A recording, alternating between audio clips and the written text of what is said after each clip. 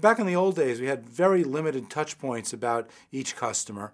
And we felt that, man, if we can only get more data, we could know more, and we could figure out exactly what they want, and we could figure out how to target them and what to charge them and so on. Now we have tons and tons of data available, more than we could have ever dreamed of 10 or 15 years ago.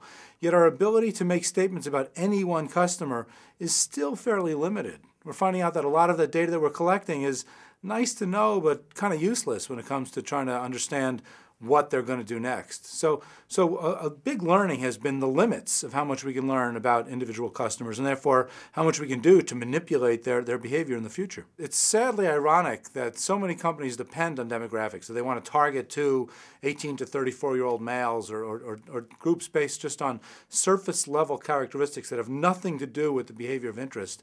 And it turns out that because those characteristics have nothing to do with the behavior of interest, they're not very predictive.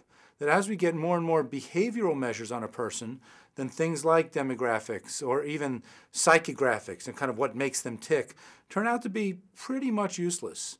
Things get a little bit better when we start talking about different kinds of attitudinal variables. If we ask people questions about their likes and dislikes, their needs and frustrations, those can be useful. But they're also, it's expensive, it's effortful to collect all that kind of information, and sometimes those attitudes change over time. So to me, the best kind of data would be behavioral data. The good news is that there's plenty of it available. The bad news is that there's too much of it available. So it's a matter of looking at some of those behavioral measures and just winnowing it down just to the 2 or 3 measures that are most predictive, most useful, and basically ignoring the rest of it. Don't even taking up space in a database, because it's not going to help very much. Direct marketers boil it all down to RFM, recency, frequency, monetary value. And it turns out that those 3 measures are still as valuable today as they ever were, and everything else trails far behind.